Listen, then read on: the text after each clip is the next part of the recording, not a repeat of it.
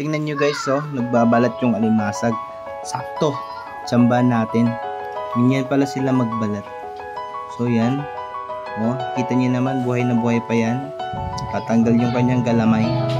So ganyan pala magbalat yung mga alimasag, no guys. Oh, diba? Ang galing. Oh, hindi mo kalain na nagbabalat din pala yung mga alimasag.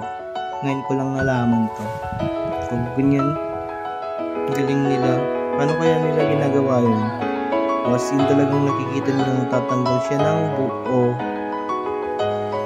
Ay, grabe. Ang galing-galing naman. Diba? Ayan, malapit na tanggal yung kanyang galamay.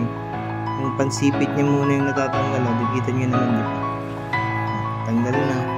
Sulit na yung mga kanyang galamay. Diba? Stick talaga. Grabe. Ayan na, malapit na. Kunti na lang. Yun. Kunti na lang. Sa dulo. Yung mga paa niya. Tatanggal na rin nandito sa harap. Ayan.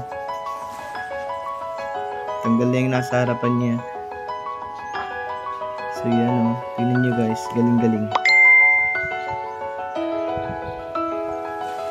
Galing. Diba guys? Diba? Galing-galing. Ayan, tanggal na. Sa dulo na lang. Yung nasa dulo niya.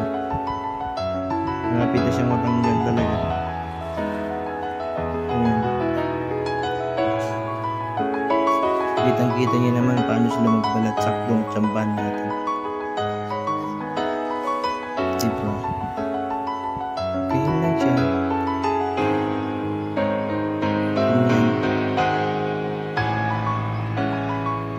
Malapit na matapos. Ilang pan pa din. Tatanggal na lahat yan. Diba yun, oh? Kita niyo yun? Kita niyo yan? Buo siya. Buo talaga. Galing. Pwede na siguro giluto na ganyan, no? Hindi mo na kailangan palatan. As in. Kasi nandyan na, oh. Buo na yan. Diba? Galing talaga. Galing. Sa dulo na lang, dalawang paa na lang sa dulo ang kailangan. So yan, sige pa. Tagal naman ang tanggal. Tanggal na sana lahat to. Tanggal na tanggal. Sige na, dalian. Ayan, malapit na, malapit na.